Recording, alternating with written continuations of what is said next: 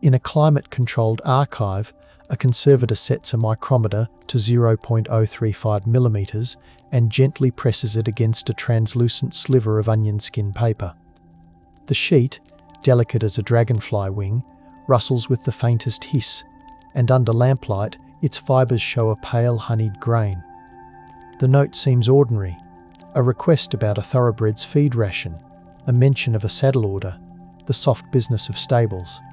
Under a loop, however, there is the smallest dot, less than the head of a pin, embedded near a flourish of ink, masked by the scent of old glue and dust. The dot is a microphotograph, and within it sit maps, names, coordinates. The myth repeats that spies belong to shadow, that they vanish into alleys and shuttered rooms, yet this evidence glows under bright glass from a world of clinking glasses, polished boots, and afternoon racecourses. The legend insists on darkness, the measurement says otherwise, and the paper remembers the pressure of his hand.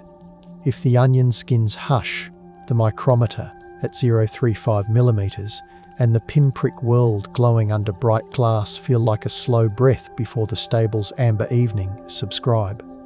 A stable late in the day holds a hushed amber light, dust blooming around each footstep like a soft exhale. Leather darkens where oil has been rubbed into it, the smell warm and nutty, and a bridle lies across a felted saddle pad with a faint squeak. A groom hums to himself, weaving a loose tail. Swallows trace quiet arcs just under the rafters. Near an open door, where the corridor smells of grain and sun-warmed hay, a man stands with one hand on a stall door, posture easy, white shirt sleeves rolled and clean. In his eyes, the reflective sheen of someone accustomed to listening before speaking. The horse's breath pulls in the cool shade, a slow fog and a fly taps the wood. In this light, the hard edges blur, and everything feels like continuity, polite laughter, a handshake, the scrape of a boot on packed earth. Wolfgang Lotz flicks a speck of straw from his cuff and smiles. At the city's Island Club, a membership ledger balanced in neat columns smells faintly of binding paste and a lifetime of sweat-damp hands. The horses turn the dirt of the training ring into a soft drumbeat as they circle, reins whisper through fingers, and sunlight breaks against the silver of a bit. Here, Wolfgang's German accent lands like a polished coin on an oak table, familiar, clean, and useful to those who share the same past or wish they did. He trades horse talk with calm precision, recalling the precise mouth-feel of a snaffle, the weight of a saddle tree, the precise diameter of a martingale ring. Each concrete detail is the lever that lifts heavier intelligence. A purchaser enters with polished boots and a cologne that clings to the air. He leaves with an invitation, a time, a bottle waiting on ice. The echo of hooves becomes a ledger of influence, and the measure of the day is counted not in laps, but in trust. Some lives are scaled in maps or medals. His was scaled in textures, in the way linen cooled against his neck at dusk, in the cadence of foreign small talk polished to a satiny sheen. He had learned to tilt his head at the right beat, to let a silence lengthen until it felt like sympathy and not suspicion, to let laughter fall like feathers and then melt away. In the stable yard, he would lift a halter and check the stitching with careful fingers, as if repair mattered more than gossip, as if hay dust on his sleeve held the day's deepest news. The myth says spies avoid light.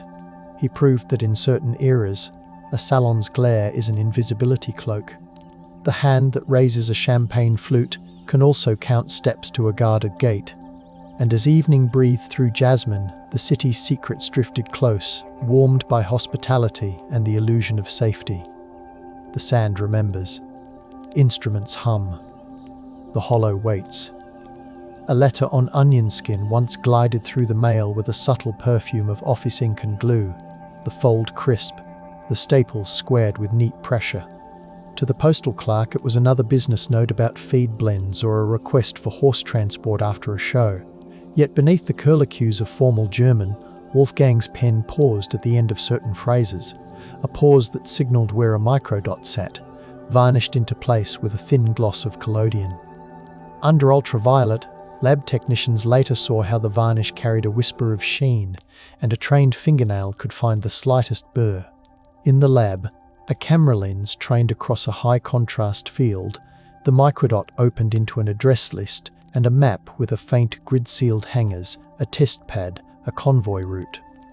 The paper was a handkerchief against the noise of a whole city. It absorbed everything without stain, carrying news between the ticks of a wall clock. He sat in noisy gardens near fountains where the water sounded like breathing layered over breathing, and learned to drop a detail casually, to invite one in return, to let laughter cut through suspicion's membrane like something bright through the surface of a pond. There is a surer way to pass unnoticed than being unmemorable. Be desirable company. Be the host who serves the fine bottle. Be the man who remembers a name before it is offered. He let a rumour dock itself lightly on his sleeve and did not brush it off. He let men confess their fatigue in the warm glow of his lamp. A myth says, silence is the spy's only instrument. He tuned the room instead, made it resonate, and listened to the overtone. How else could a single life translate gossip into a force that moved military planners and shifted the dense geometry of fear? In the desert, wind carries a powder of gypsum that tastes faintly of chalk on the tongue, and a straight road goes out toward a flat horizon where a test stand throws a ladder of concrete shadows across the afternoon. There, engineers with rolled sleeves moved among crates, the wood still perfumed with tar and the metallic tang of hidden tools. Blueprints smudged with graphite described the clean mathematics of thrust, the crisp arc of trajectories. In the withered grass near Helwan's urban edge and other places where dust swallows boot prints by morning, rumours of rockets gilded conversation in Cairo's coffeehouses. Wolfgang made those rumours measurable. He mapped social orders. This man was recruited in a cafe with fans that ticked. That man's pay came via a firm whose typing pools smelled of carbon ribbon and cigarettes. He marked which hangar had new locks, which truck tarps showed fresh resin stains. With patience, the desert's silence became a coordinate system. When the sky cracked with a far-off report like a book spine opened too violently, the city felt it in a tremor lived as gossip and caution. A groundskeeper heard it beneath the tapping of a rake's prongs on gravel. A groom glanced up from a hoof rasp, his own rhythm suddenly too loud. The myth leaned in, expecting trench coats and alleys, yet the work ripened in verandas where fans chopped the heat into manageable breezes. He softened his consonants just enough to match another man's childhood, and then let that man believe the encounter had confirmed something about himself. The central motif returns in each pause. In certain ages, you measure not distances but densities. The concentration of loyalties in a room, the compression of fear in an official's laugh. Even the clink of a teaspoon becomes a ruler against a table's edge. In these rooms, the way eyes drift measures risk. The scent of cognac measures candor. The night breathes out. The desk lamp pulls gold. Footsteps pause, then pass. Friends visited his apartment where ice chimed in glasses and waxed floors glowed. There were ashtrays heavy as paperweights. An ice bucket radiated a small chill into the air, and a radio cabinet stood quiet, a piece of furniture like another. In the wall behind, a hidden cavity held the logic of a much colder world. He had rehearsed each motion until it was muscle, a cigarette placed on the rim of a bowl as if forgotten, a cuff adjusted to move a lever without a click, a shutter closed so the pinprick of a pilot lamp could not bleed into the night. Grouped numbers went out like a lullaby sung in a language the city could not pass, and the antenna wire trembled, feeling the dark.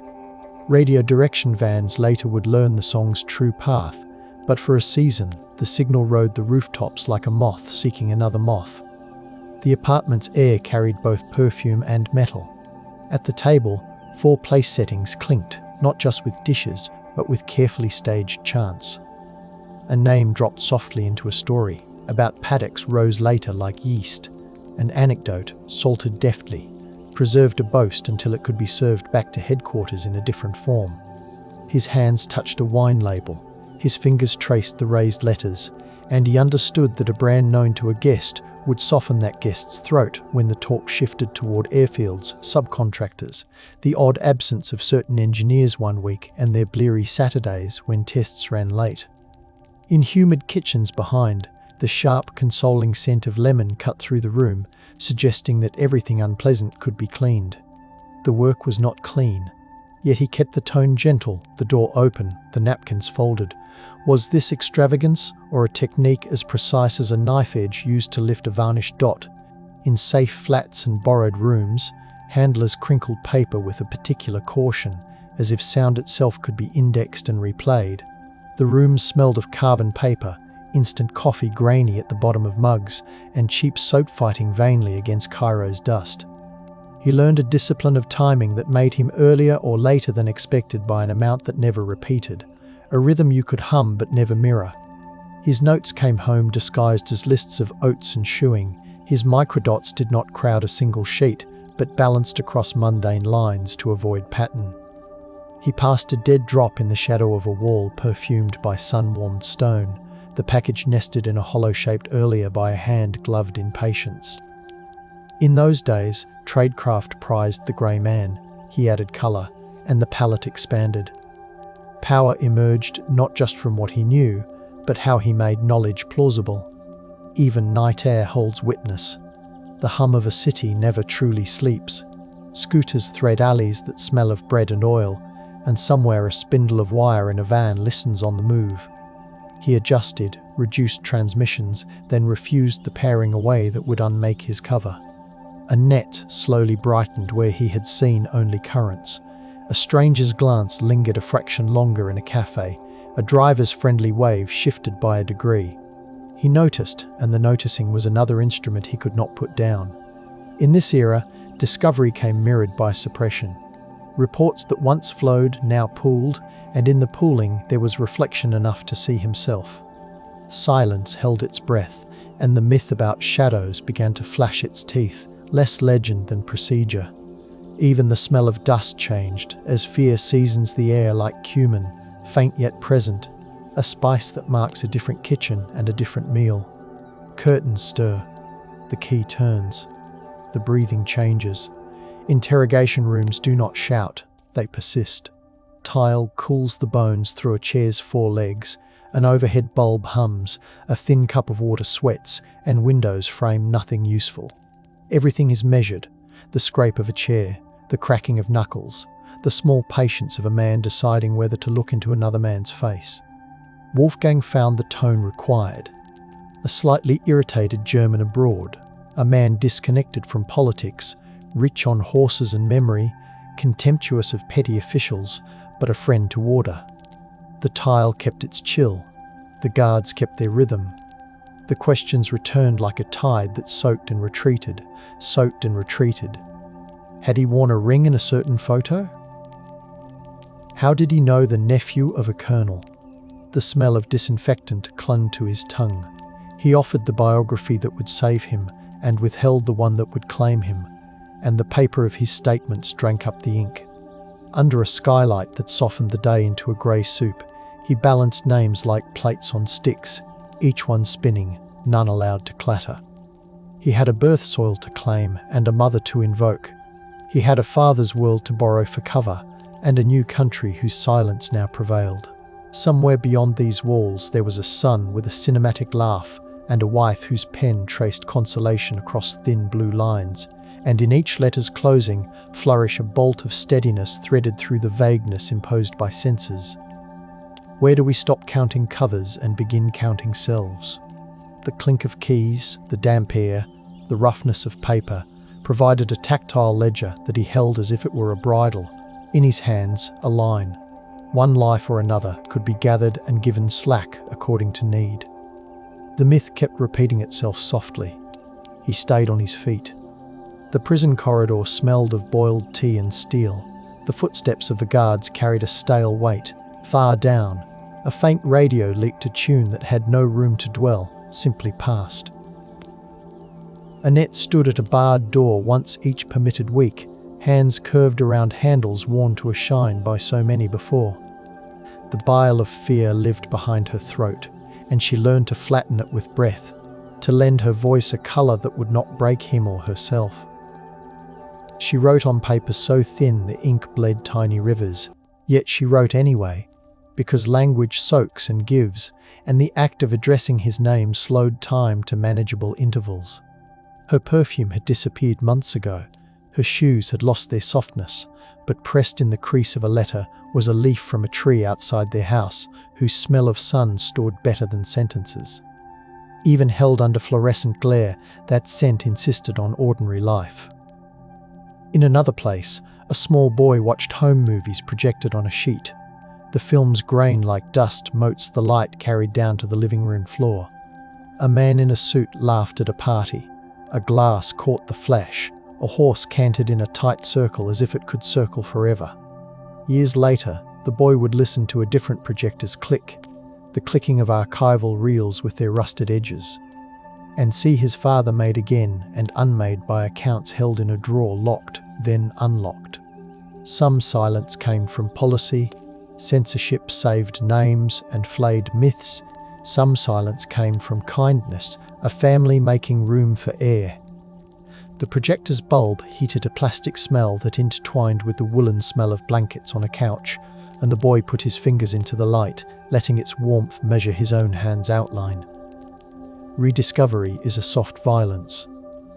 Brightness can be a kind of hush. The year 1965 saw the arrest.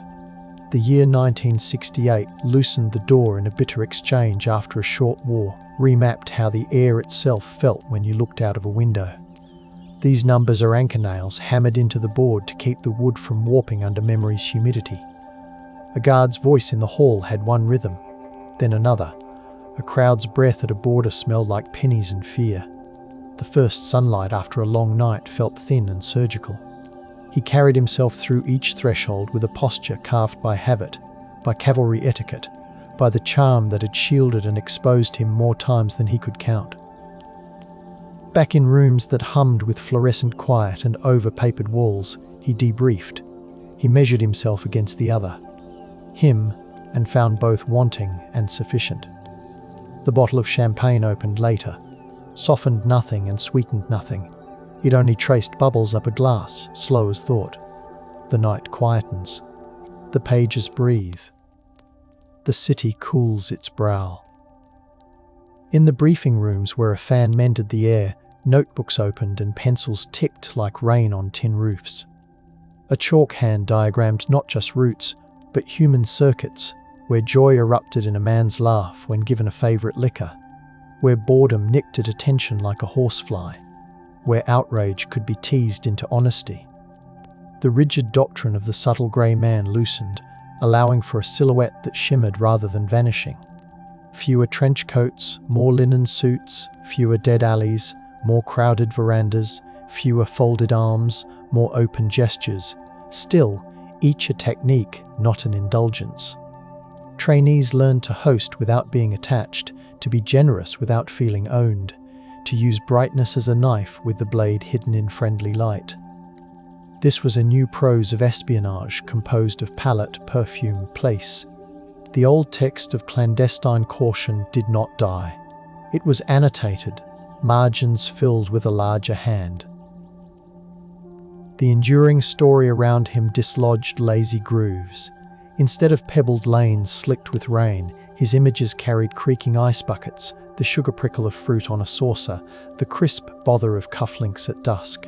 That text became a syllabus, not a cautionary tale or an anthem, but a plain memorandum of clarity. Sometimes the most seamless disguise is the one that invites the room to lean in. As cadets copied notes under buzzing tubes of light, they tasted the coffee going stale, they heard the pigeons on the sill, and they wrote down the intangible. How to let someone feel special without binding yourself to gratitude. How to prize specificity and let it stand for everything else. A blueprint that includes scent and timbre is not sentimental, it's tactical. The measuring micrometer from our opening extends again, not to paper thickness now, but to how thick a persona can be before it buckles under its own gloss. Diplomatic cables moved with the hiss of a pneumatic universe. the coded language of ministries folding into itself again and again. In one capital, a typewriter clacked with torpid diligence, ribbons smelling of iron and old paste, as officials weighed their liability when their scientists built someone else's menace in someone else's sand. Policies thickened, then thinned. Papers crossed desks under stamps whose dry, powdery pigment flaked into the creases. The same names that toasted to bright projects at one set of tables found their mail watched, their passports bothered by scrutiny, their contracts knotted. The desert workshops felt this dampening as officials far away adjusted valves they never saw, and certain halls lost their echo as conversations migrated into smaller rooms. Here, the value of his work swelled beyond the notes, because what his microdots made visible could be rendered unsightly in the daylight of public scandal. Sometimes pressure feels like policy. It can, instead, smell like old glue. After test sounds quieted and party lights dimmed, courtyards returned to the patient work of vines, their leaves exhaled in the night, a soft sweetness like a bruised fig. Stables mostly returned to stables and stopped carrying such heavy speech. The desert itself resumed its confident drift. Sand lapped the concrete footers and added a layer of forgetting, clinging to bolts, gathering on thresholds, insisting that everything be softened. Not all silence is forced. Some silence comes from awe, a respectful step back from a story so tightly woven that tugging could undo something we do not wish to break. Some silence comes from fatigue, from the body's wish to rest even if the mind still flickers. The myth that the truth always wants out needs to rest too. For generations, mothers hum in kitchens, and the hum enwraps events until the edges fade. You can uncurl them later. You need a gentle room for that. In a lab where a technician's fingers gleam with a sheen of lanolin from handling brittle pages, the letters rest in a tray like fine napkins. Air filters sigh, a static hush. A light table warms the room, and it is on this square sun that the microdots flare from blankness into orderly rows, the dots' crispness resolving into names that slide across your mind with the faint shame of eavesdropping. Modern tools add their own clarity. Spectral analysis of inks, adhesive residue mapped in layers, the ghost of a fingerprint ringed by dust that tastes like nothing and everything. A caliper closes on a margin and opens again. By then, we are measuring not just thickness, but the weight of decisions, who is named, who goes unnamed. The central motif remains kind, not sharp, not a scold, and yet each precise observation is a rung upward. He wanted the paper to carry more than it seemed to. It did. Wind lifts a corner of an old tarp at a long quiet test stand, where concrete heats slowly and cools slowly and has learned to marvel at nothing. Archaeologists of technology step lightly along a pad where weeds push up in stubby green tongues and a lizard flickers across like thought. A notebook flaps under its own weight, leather-scented and familiar. The air still holds a memory of scorched paraffin or burnt paint, not dramatic, just faintly bitter. A bent washer lies half sunk in the dust. A fragment of a nozzle with its baffle pattern corroded to a stippled touch lies beside. Nobody raises their voice. The sight earns whispers by making you very aware of how much sky there is. They sketch, measure, photograph. A breeze brings the smell of river water from a distance. A green ribbon none of this could sever. What remains of the program remains also of him. Not the same, and yet connected through what knowledge made possible. If his lists had not salted the air with caution, would this concrete have witnessed more flame, and for longer? The question comes not to accuse, but to calibrate, the way a hand tests the surface of iron before sitting, sensing if the heat holds. The geometry of power is never purely about capability. It is about who can plausibly explain the thing that is meant or pretend not to see it, and move on. He inserted a fulcrum beneath the narrative of inevitability, and pressed until what a nation told itself tilted. Even now, the silence out here is busy. Insects tick in the weeds, boards dry and shrink, and then swell. The ground sifts. In our ears, his parties play again, the soft pop of a cork, the laugh that coaxed the day's stubbornness free. The measurement repeats. How far can a conversation carry across a tiled floor if the room is already listening? Currents of practice changed, still balanced against caution drilled by veterans whose jackets smelled of wool and old tobacco. In classes, students watched recorded scenes and identified tells, the way a gaze locks when pride meets recognition, the way a hand relaxes when a favourite story is invited. Demonstrations showed how an accent softened after 2 drinks on a warm night, or sharpened in a chill morning. Notes grew delicate in a useful way, counting not just facts but tones of those facts, not just places, but the way those places sounded in the mouth of the person who described them. The old tools, dead drops, brush passes, legible codes hidden in nonsense sentences, remained. The new lesson was to generate the kind of conviviality that earns the right to reach across a table without alarm. Human closeness is not a tactic to despise, it is a tool. It glows in candlelight, then folds away when dawn calls. In a white classroom that carried the ghostly scent of chalk, even after chalk was gone, instructors traced arcs of attention on glass boards, while the projector's fan purred quietly like a settled cat. A slide showed a table setting, annotated as carefully as a battlefield photograph, chair angle, line of sight, plate rim catching light, the silhouette of a host's posture, gentle and welcome.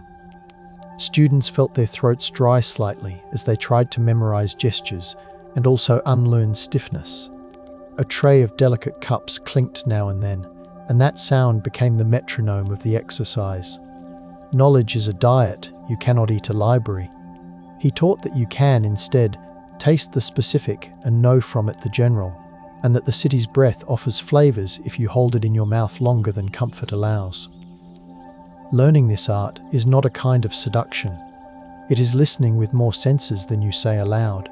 He moved through later years with an undercurrent of fatigue, learned not from one prison or one party, but from the handwork of being 2 things, or 3, in rooms that smelled of a country pickled vegetables at noon, old rugs in the afternoon, plaster dust, furniture polish, until those scents clung to one identity and had to be washed back off to make room for another. At home, an 8mm projector once heated its small metal heart and streamed a brief summer over faces you could both love and interrogate, and the flicker patterned the ceiling like living tapestry. He would narrate occasionally, with a voice that was careful, then not, then careful again. The pages of draft memoirs gathered in stacks, smelling of newly minted paper and coffee, and at the edge of a photograph, a dog pressed its nose lightly against a child's hand. Silence, here, served reverence. Not every truth wants to be loud. Dust sifts. Fans turn slowly. The glass holds its chill. In some offices beyond his, summary reports weighed 2 contradictions at once and made of that weight the balance of policy. Elsewhere, other flamboyant masks had failed and cost too much. A service learned not to make style its creed. They calibrated. Sometimes grey is the colour of safety. Sometimes gloss is a reflective shield. Disasters came and were suppressed by classification not merely to hide mistakes, but to protect those who might still be in the field, to give breath to missions not yet finished. And sometimes silence owed to a more ordinary accident, a folder misfiled, a box mislabeled in a room that smelled of damp cardboard and long absence. Reverence also sealed lips. A respect for those who ran in place under load, who stretched covers to the tearing point and then stitched them quietly in a safe flat where a kettle rattled. Policymakers listened with pens poised and changed little, everything, and then little again.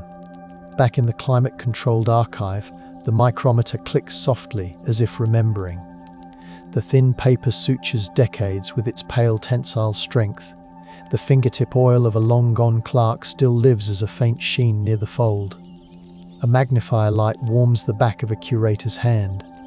Even now, after layers of story have been applied and then carefully lifted off again like old wallpaper, the hook remains gentle, a measurement of a sheet that carried a dot, that carried a map, that made a ministry choose a different sentence. How can a paper so slight move so much?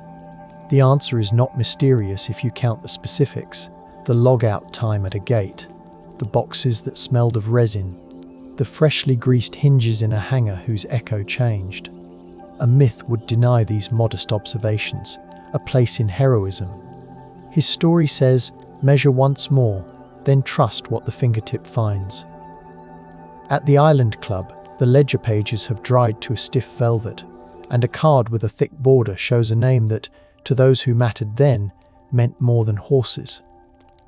The leather of the chair absorbs a sitter's heat at once, then cools, like attention. A waiter's shoes whisper against tile in their soft-soled glide.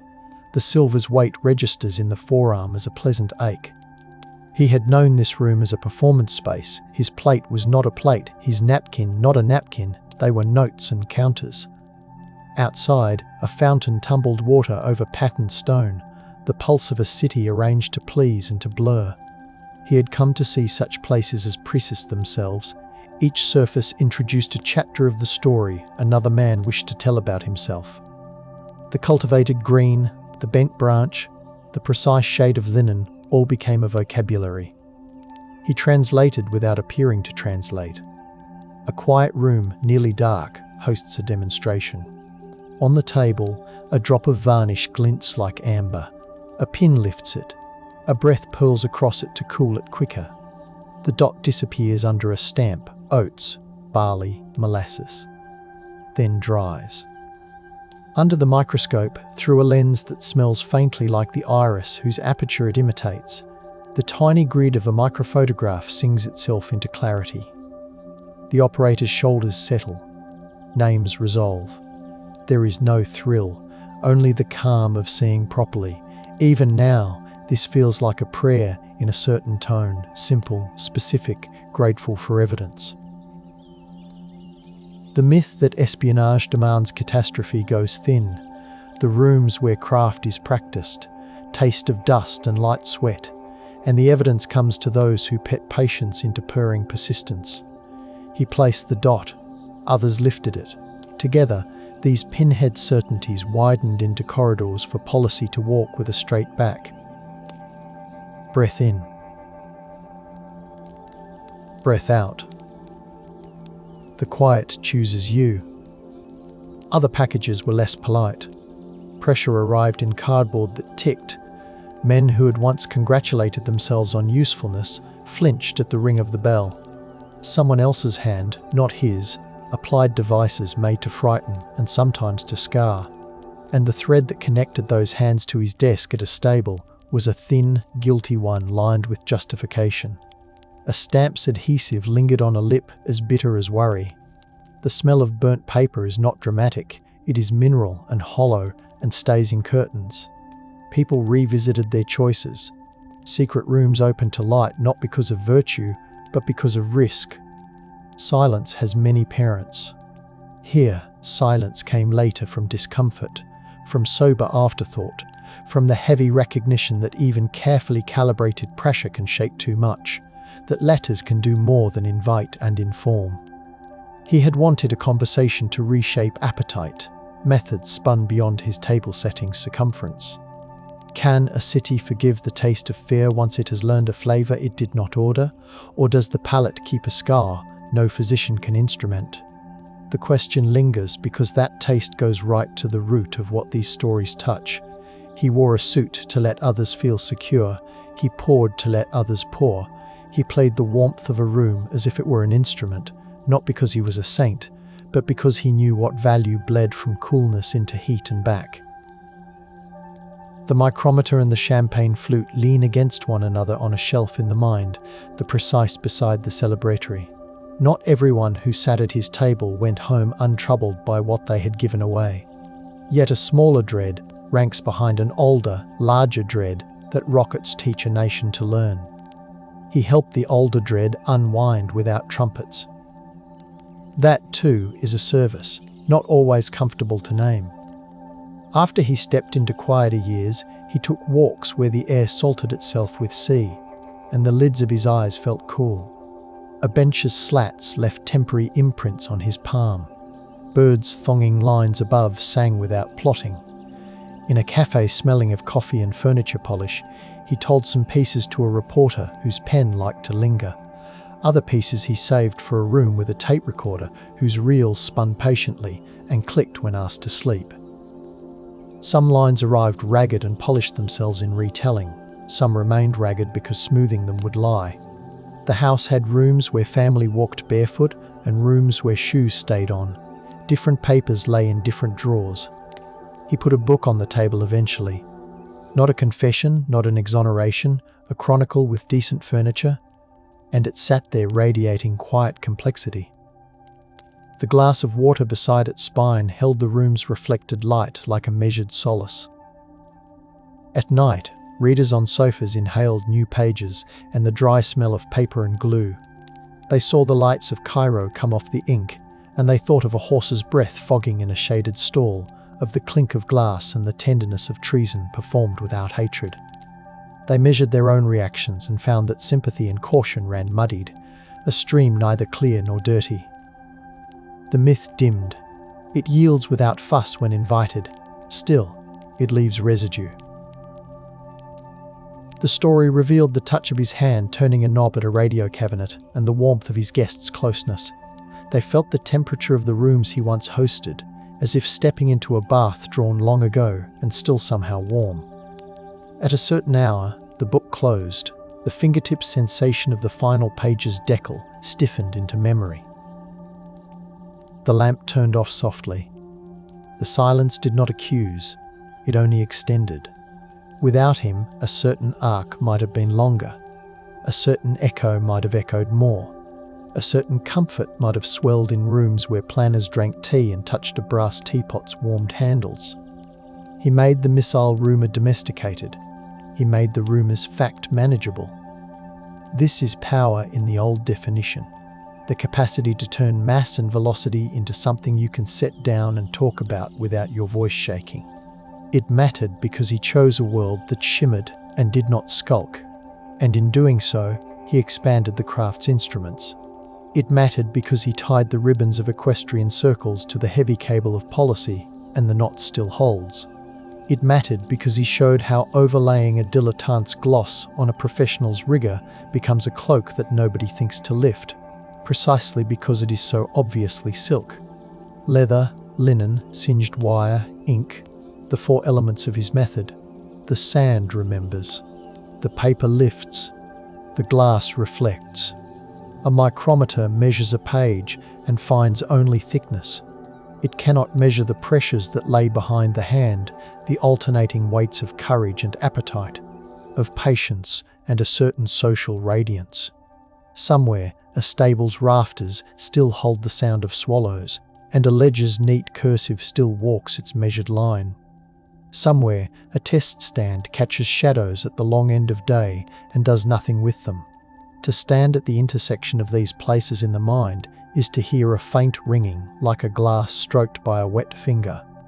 One note holding until it fades, and then the air seems larger for the quiet. The legend of shadow gives way, gently, to the fact of light which he used as carefully as any instrument.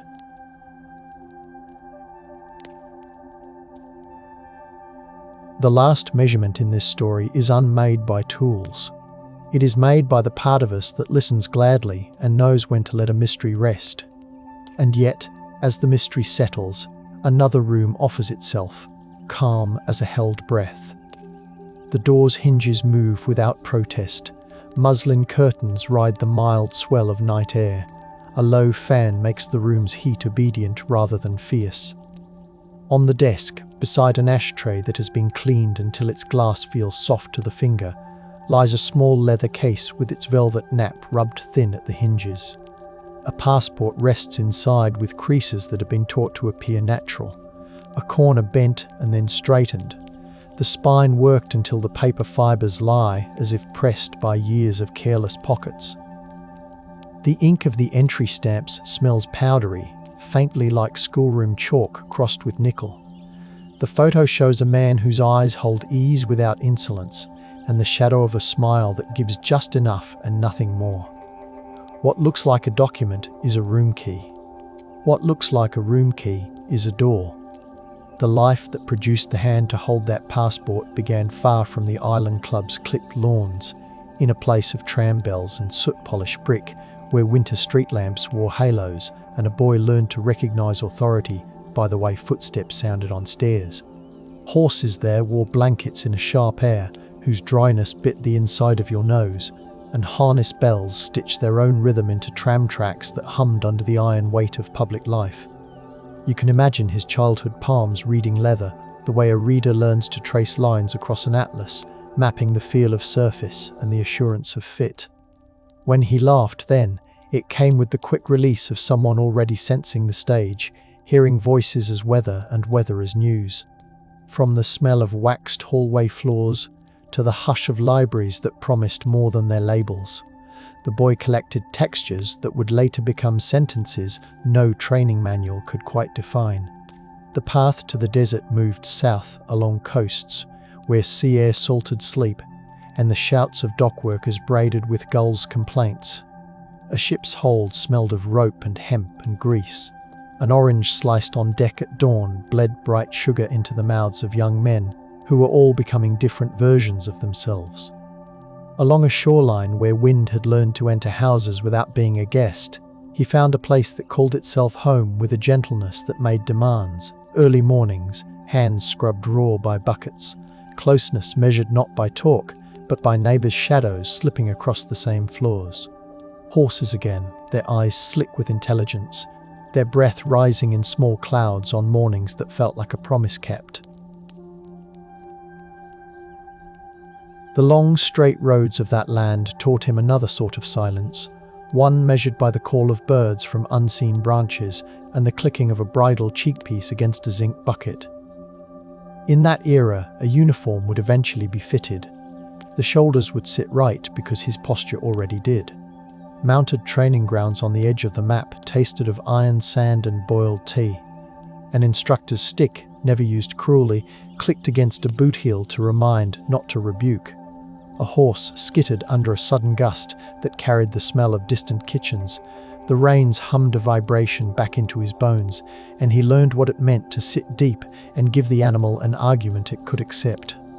In another building nearby, a radio that ran on valves warmed slowly to a red-orange glow, and a gloved hand adjusted a dial with a delicacy he would come to appreciate in another life.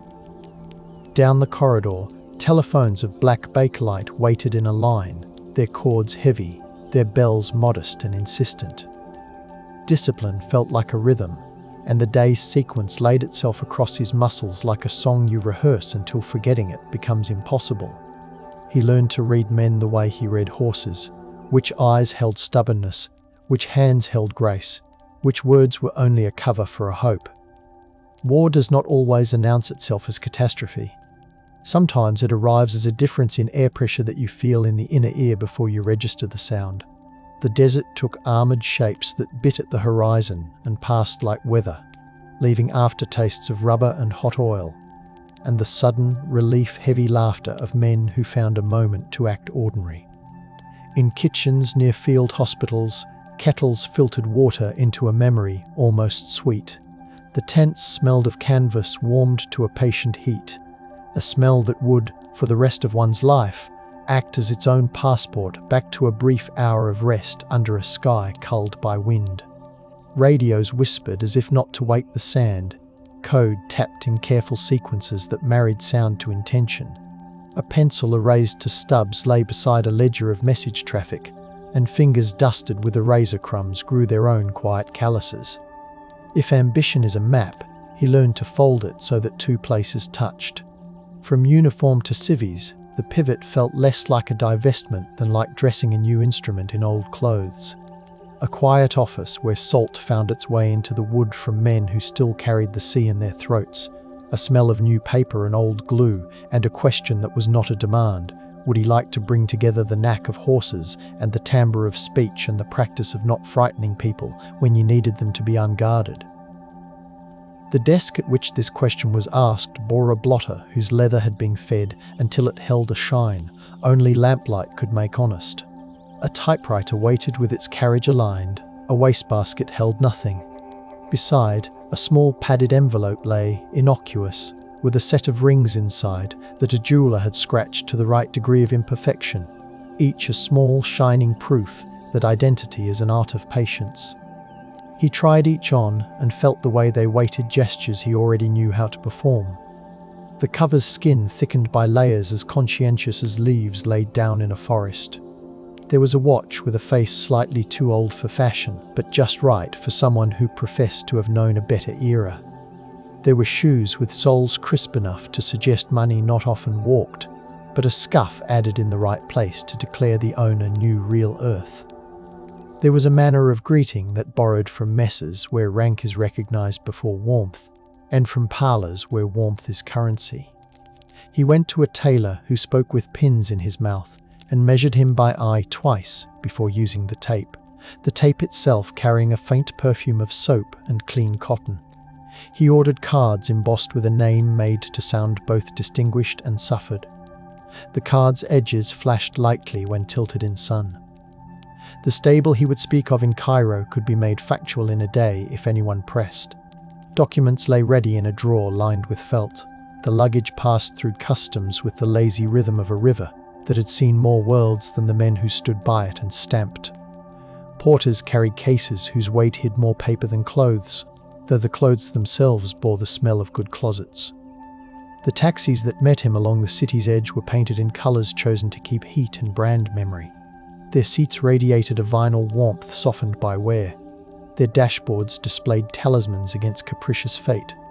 The road along the river offered him a city that knew how to reflect itself.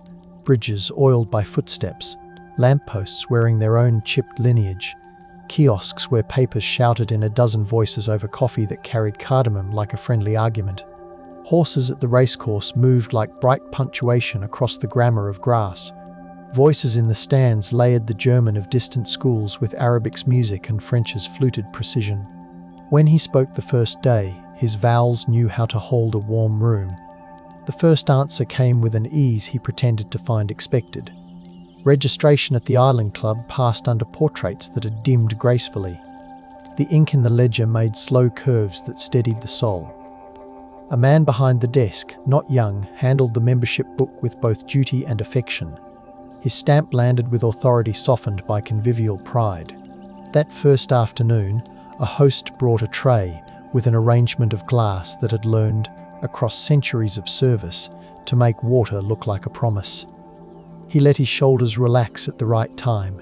He joked lightly with the garden's gardener about the virtues of different soil mixtures for saplings that later would give shade to people who would not remember the heat that raised them. He watched the way older men entered rooms, whether they leaned on sticks because their legs demanded it or because sticks made a certain statement about dignity, which is its own kind of instrument. He made sure he stood just long enough when wives entered. The carousel of dinners began, and with each orbit the table set itself as an apparatus tuned to human signal. Candles were chosen not for romance, but for their unsteady flame, which reveals more than a fluorescent tube ever will. Micro shifts of eyes, a knuckle easing, the appetite for another story bubbling from a guest's throat when their wine ran low. Flowers, yes, but never heavy scent. That would mask the room's instrument panel of perception. The napery felt under the hand like a promise kept. The chairs were comfortable just beyond politeness, so that lingering felt deserved. He asked after families in a manner that carried knowledge without weight. He told a story about an auction in a cold hall where the steam from horses' nostrils recorded the day's numbers, like ledger lines in air. He described the feeling of a program man's hands, always dry and smooth, they're callous. A thin band at the base of the fingers from drawing diagrams more than from tools. Laughter arrived when invited and left before anyone noticed it had overstayed. He learned which gate guards wore new boots by the sound of their footfalls. He learned which truck drivers preferred songs to whistles and which would listen to the shape of silence rather than fill its gap. The city's mechanics shared a vocabulary of stains and solvent, and he soaked that vocabulary like bread in broth, softening it until it could be swallowed without chewing. He did not collect facts as stamps, he acquired relationships with facts. There was a contractor whose laugh would become a cough when trying not to say a name. There was a clerk whose pride in having the right ink for stamped export forms encouraged a confession about a shipment delayed for lack of a bolt measured in a country that renamed the measurement 3 times in the last generation. He used what the day gave. On his desk, a paper from a feed supplier carried a careful signature, and nested within its flourish, a world. Tradecraft asked him to be either seen or unseen according to a plan, but he was working in an age and a corner of the world where being seen was the cloak. He allowed himself to be photographed at places where sunlight could not behave. The glare behind him hid the deepest lines of his face and allowed a newspaper to print his presence without offering it up to analysis.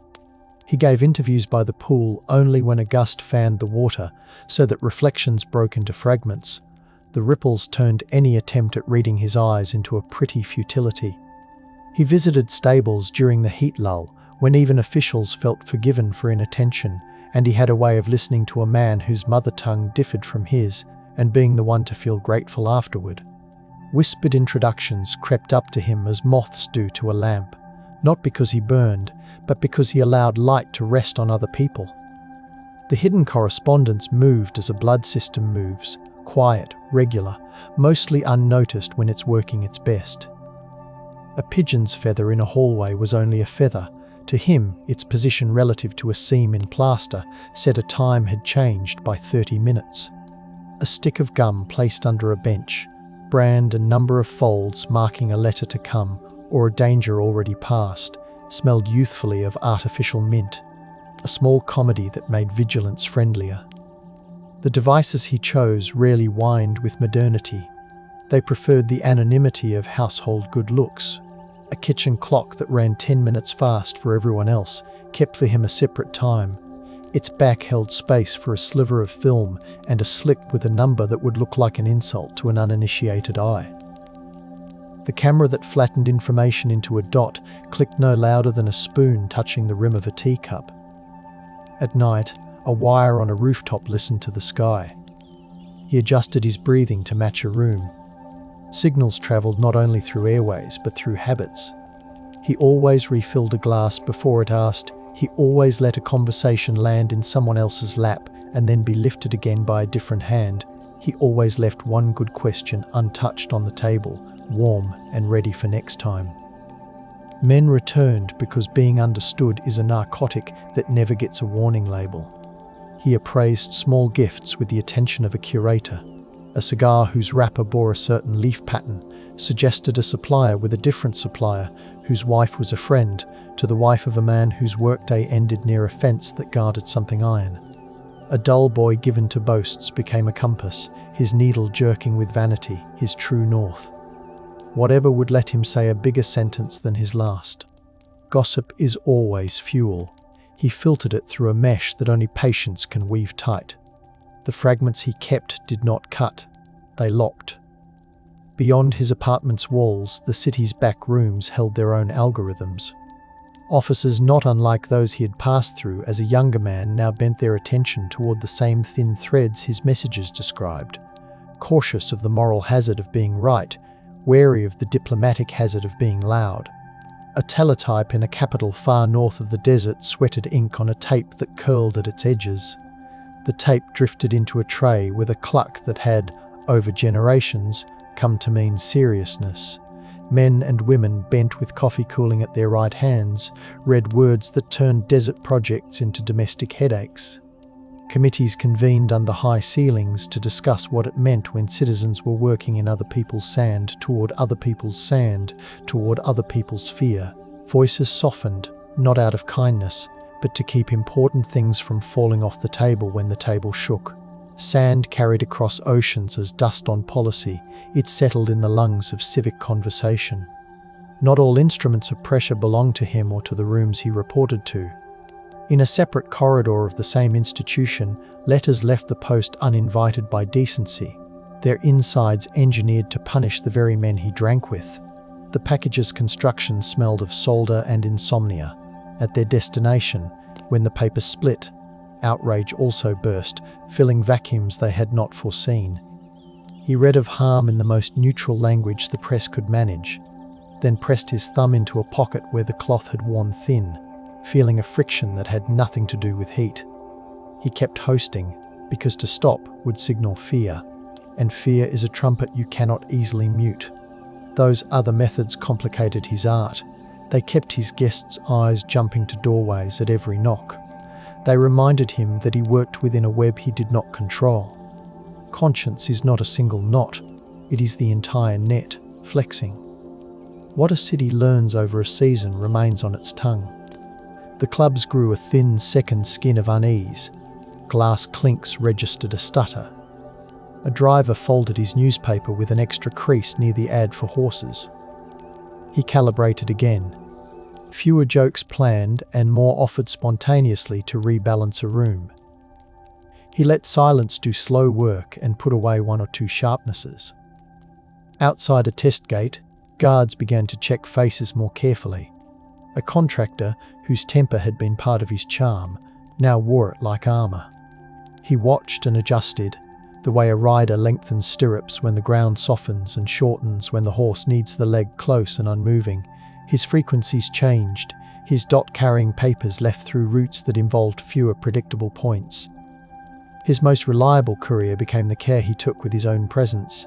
A mask that cannot breathe must be lifted at the edges. He feathered them, slow as liking.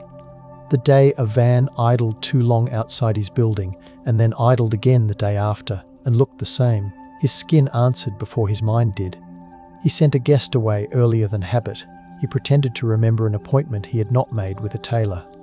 He walked the stairs down, not up, and took a different door that had taught his hand, the comfort of its older brass. Streets he knew by the sound of morning now spoke a late afternoon dialect, more echo, lower key. A young man in a brown jacket leaned against a truck bed, not smoking, his hands folded as if waiting for bread, but watching windows instead. There is a moment when recognition becomes not a thought, but a direction, and you cannot stop moving because the air behind you has filled with the things you do not want to name. When the knocking came, it was almost courteous. The door made the sound of a book closing. Someone said his cover name and left a terrible kindness in the tone. Rooms set aside for questions do not require cruelty to be effective. Their geometry does that work. A table too bright, a chair slightly wrong for a back that likes to sit straight, an aroma of disinfectant that seems to have washed the walls clean of their own past. The engineering of attention. He pulled close to a version of himself that had worked before, nudging the German's vanity into business. An official could understand and dismiss. Paper asked him to repeat. The repetition carved grooves he knew better than to follow completely. He offered details that cut secrets rather than trapping them. He made his ignorance taste plausible and his knowledge taste like the sort that came to a man who does not bother with officers. He accepted sugar in his tea and let the clink of the spoon against the glass become a metronome for the pace of his answers. The guard's boots squeaked on tile only when boredom made them heavy. He watched for boredom the way a sailor reads sky. Failure in this work is often a slow contagion that begins with a single unavoidable breath. A radio is found, and not because a man betrayed a friend, but because a van with a loop on its roof listened too many nights in a city that had learnt to listen back. He did not deny the radio. Denial would make a nonsense out of the rest of him. He arranged his story around the instrument in a pattern that rephrased intent into novelty, a rich man's toy with a reach beyond propriety, an era of curiosity. They tasted this and decided the spice. He swallowed the dish offered. There were handcuffs that were not tight, which is a different kind of control. There was transport in a vehicle that made of his face a mirror of other faces behind bars, all of them reflecting one another into a quiet multiply. He counted doors and ventilation grates and memorized the shape of the front seat's upholstery seam, not because escape was likely, but because knowing measures fear like a scale, measures fruit. Letters out and letters in found their way into cruel folds of possibility. His wife stood where she could be seen and heard because a system had designed that as the only location where compassion could be measured without upsetting balance. She wrote in a hand that held the spine of things, She replaced perfume with patience and allowed her words to walk the length of paper with a dignity that taught time not to run. At permitted moments, she revised the ritual of domestic attention into something the corridor could not break. She smoothed his shirts as if ironing the hours could flatten them enough to fit through a gate. She pressed, once, a leaf between paper as if scent could argue with the fluorescent. It argued enough to keep a corner of the day safe.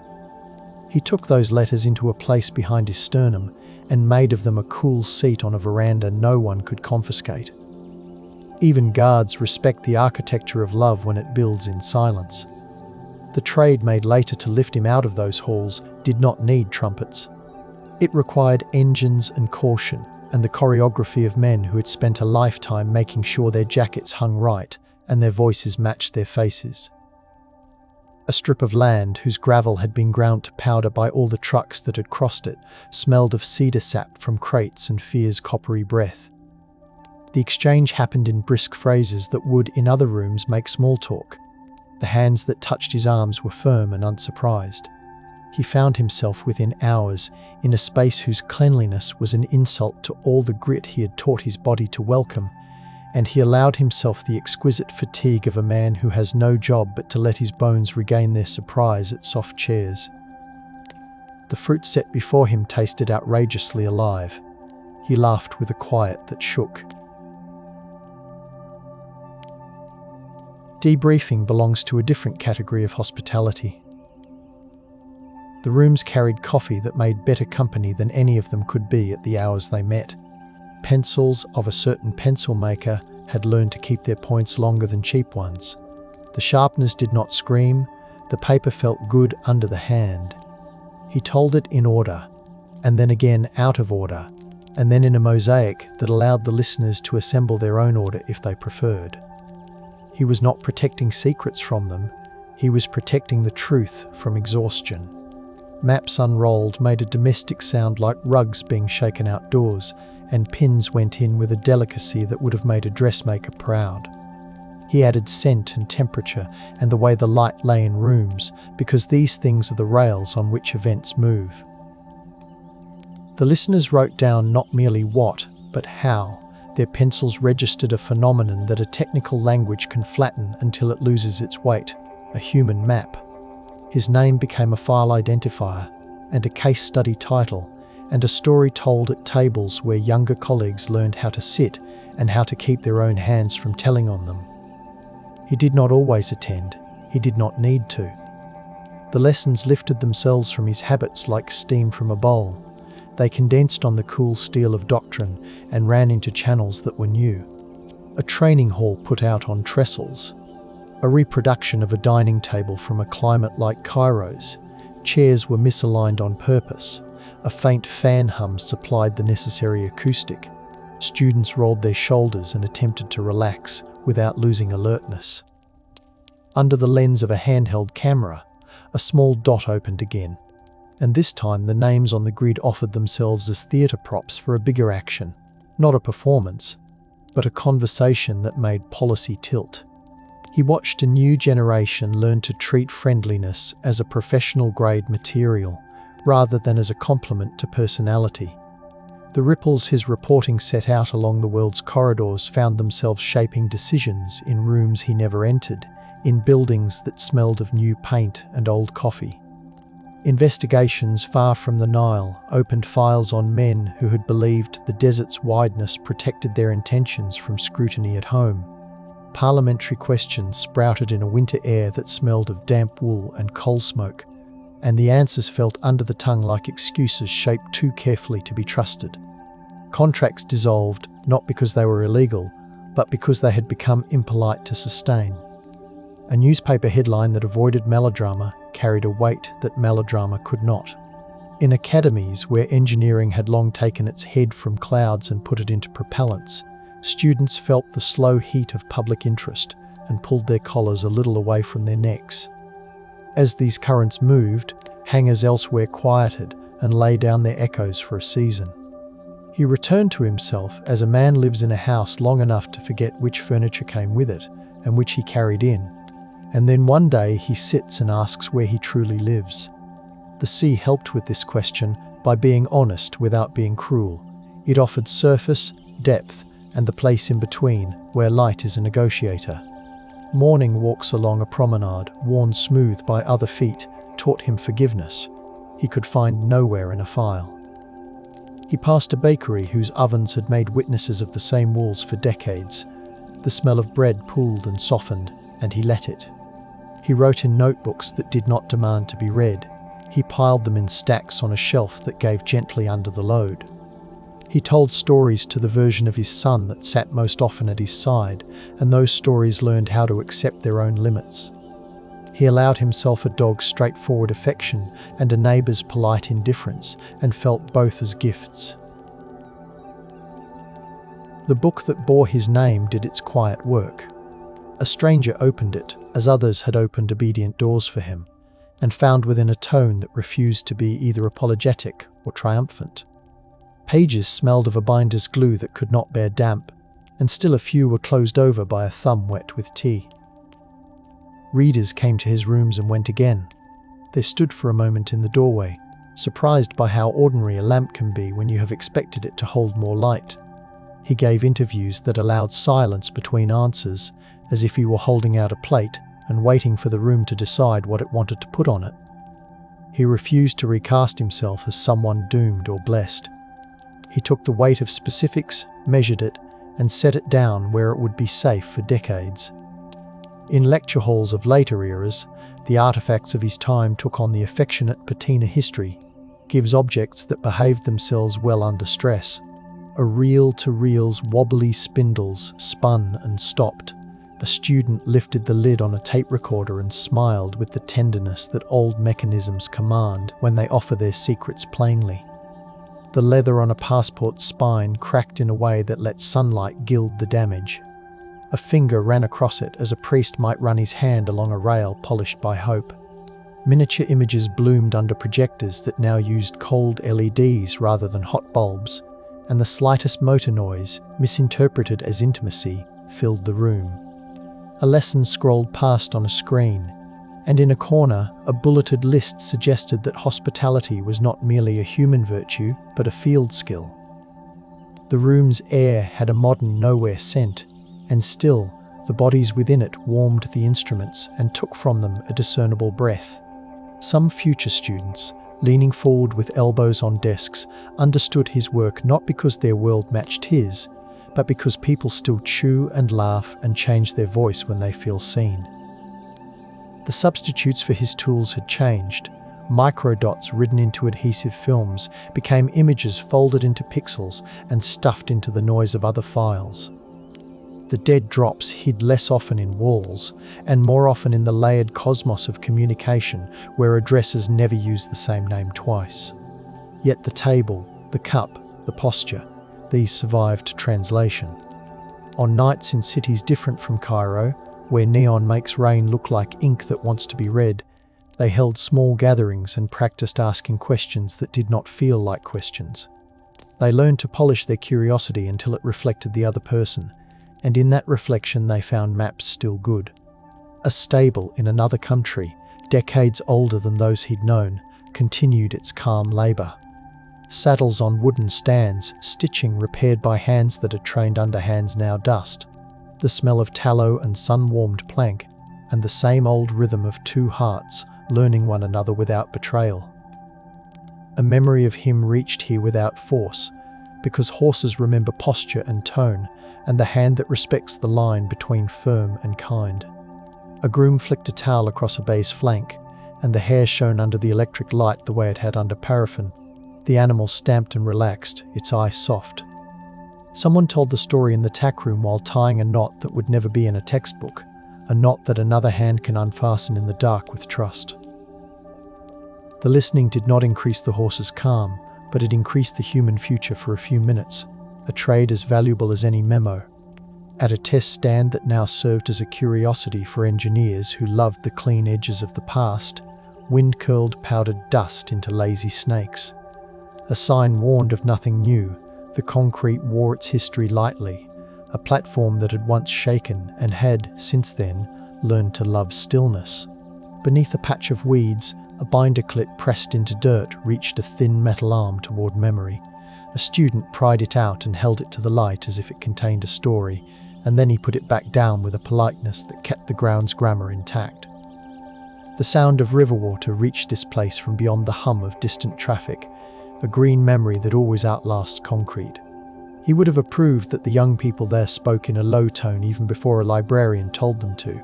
Diplomacy in later seasons referenced his impact without naming it, the way a family recipe's improvement refuses attribution. Where once there were comfortable certainties, now there were footnotes. Where once an official could smile and call engagement normal, now a pause arrived before the second word. Scientific conferences in hotels whose carpets smell of permanent maintenance grew small absences.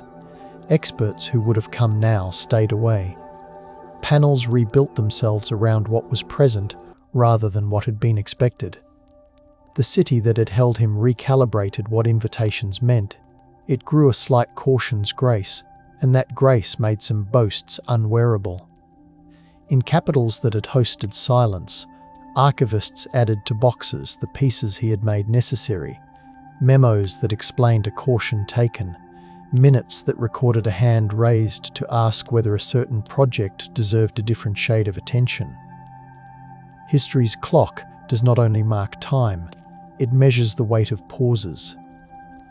In a museum that celebrated human cunning, a case held his bottle and his radio side by side, asking visitors to join a conversation across objects. The bottle's punt had collected dinner light. The radio's ridged bakelite had once held the warmth of a hand at 3 a.m. A caption avoided drama and gave dates by the gentler language of "in that era" and not long after the short war. And the quiet precision of the text made the exhibit space itself feel like a confession that had found its right volume. Children pressed their hands against glass as children do. The exhaled fog made halos around the instruments, and the pairs of eyes that looked through the condensate repeated a condition of his work, the need to see beyond. Home for him remained less a place than a cadence. He ate the same breakfast for days and then changed it the way a careful rider shifts weight before a turn. He kept one chair near a window reserved for weather, not for anyone's body, and the light that entered there obligingly changed across the hours, telling him without words that he was still living in a world that knows how to turn and how to return. Friends called with stories that did not require him to solve anything. Some of these arrived with the trivial joys of the day. An apricot that had no right to be so sweet. A shoemaker who had refused to increase his price because he liked the shape of a client's gratitude. He attended a wedding and a funeral and stood at the edge at both, letting ceremony handle the main burden while he handled the small, important things, handing tissues, directing older hands to cooler water, translating the way the air felt into what a child could bear. At odd hours, he found himself in the archive again, though not physically. His memory drifted along the regulated aisles of his own past, pulling down a box not out of need, but out of a wish to smell a time. He lifted a paper in his mind and felt its edge. The tiny burr caught his imagination, the way a microdot once caught a handler's blade. He sat with this, and then placed it back without fuss, aligning the corners, preserving the order he had fought to maintain when order would have been the first to leave. He may have smiled at his former self, not condescendingly, but with the fondness one keeps for a younger man who loved clean shirts and clean floors in a dirty line of work. It is not that he forgave himself, it is that he realized the proper size of forgiveness. It is domesticated, a small dog that sits and waits without demand. When news reached him of the city he had once held in the cup of his body, it came as a scent and a rhythm even before the words formed. He could tell which breath spoke of a chill in government rooms and which spoke of heat on crowded streets. He recognized the temper of a headline by the paper's audacity with font. He heard in the laughter of a reporter when a story broke, whether the story was grief or relief. The afterlife of espionage is an ear tuned to whether others consider merely cloudy or merely bright. He closed the newspaper quietly and put it under his plate to keep it flat. He ate slowly and let a fragment of fruit burn the tongue to remind the day that living down to the last nerve ending is a kind of gratitude. An apprentice to the discipline he had complimented wrote him a letter, once with the formality of a student addressing a master. The paper was thick, too thick for such a message, and the handwriting proper to ceremonial occasions. The young man believed he was saying something weighty because of the weight of his pen strokes. He wrote of admiration and utility, and the way a case like Lotz's gave form to ambitions in corridors of the service. The reply, when it came, suggested a different size to things. He thanked the writer for his courtesy, and then advised him to make a good cup of coffee before each meeting, and to learn to let go of a question if the question did not feel like a gift. He advised him to rest before the party, not after. He advised him to find a stable in any city and stand in it once a month and breathe quietly until the world forgot him again. He told him to keep a napkin in his breast pocket and not to speak until he knew whether he would need it for his guest or for himself. There were nights when the sky above his building performed more than usual. Airplanes climbed and turned with their belly lights appearing, then blinking, then dissolving into black. A satellite moved as plainly as purpose. Once, at an unremarkable hour, the horizon flared with an event too distant to be dangerous, too present to ignore. He stood and wondered if someone else, somewhere else, was listening to him the way he had once listened to others. If someone else had gathered fragments from the tone of engines and the colour of a flare, and would write a line that would one day enter a file, and that file would be carried by a person whose shoes would squeak on tile, and who would sit and face a man to ask him to retell until they both were exhausted, and then they would both be left with the remarkable nothing of a room after a long conversation. His breath slowed. He let the night do its own work. In a photograph taken without ceremony, he sits at a table with rough wood and holds in his hand the stem of a modest glass with an unpolished base. The drink within not at all a symbol, just a small pleasure. The line of his chin tells you he is listening. The crease at his eye tells you he is allowing himself to be astonished by something ordinary. A coat behind him hangs on a peg without worry. A hat lies on the table, brim up and receives light like a small bowl. There is nothing to decode except the obvious. A man left with his head and his hands. A pair of tools that have learned to work together until one's movement looks like the other's intention. The room accepts him. The photograph's edges have gone soft with handling by people who did not know him, and made of the image something like affection for a person who did hard things without hardening. And there were gardens that did not care about any of it. Plants rose into their architectures of sugar and thirst. A hose lay with its coils catching light. A bench remembered old men who had told stories on it, and then stopped telling stories, and then ceased to come. He sat in such a garden and let his fear go for a walk and returned less sure of itself. He noticed ants negotiating a bump in the dirt and wondered at their ability to live within inches of danger and inches of pleasure without storing an opinion about either. He found a place in the shade where he could see a slice of river and a wedge of sky and one corner of a building he had once entered under a different name. His body eased into the chair as one eases into a borrowed tub, politely. He brought a book that had nothing to do with his life and everything to do with being alive. The pages carried a story of weather and a woman and a field of grain. He let the wind do the work. For those who came later and answered their own summons to the same kind of work, his legacy was more than action points and cautionary notes. It was a mood properly adopted. He demonstrated that softness can hold shape. He proved hospitality can be structured, measured, and directed without becoming ugly. He reminded rooms that the weight of a name in a ledger might be heavier than the mass of a rocket's casing, because people choose based on how they understand themselves, make a person feel like a picture they want to live inside, and they will invite you to sit while they take off the frame. From stables to salons to interrogation rooms to beaches where low waves talk at a volume never exceeding a whisper, he stayed attuned to the ordinary as the straightest line through event and consequence. He did not save everything. He made the universe smaller where it needed to be, for long enough to prevent one kind of folly from getting bigger. In another archive, in another city, a curator turns a page with a gloved hand and reads a line that brings him into the room with us again. The glove squeaks faintly against the paper, an intimacy the page would never allow. Naked skin. The eye collects the small joy of finding handwriting that improves as it goes, as if the writer's muscles had remembered their old love of making marks. The sentence says nothing spectacular. It notes a luncheon rescheduled due to a delivery of oats, but it sits in a constellation of other sentences that, taken together, explain why a certain sequence did not occur. The curator breathes, and the page, limned by flat light, does not mind. Outside, ordinary shoes take ordinary steps over ordinary floors, and the building holds within it the cool of 1,000 quiet days. The story rests. The man within it has rejoined the category of those we speak of kindly and do not disturb when the room grows light. They say that stones keep the heat of the day and release it slowly after evening cools.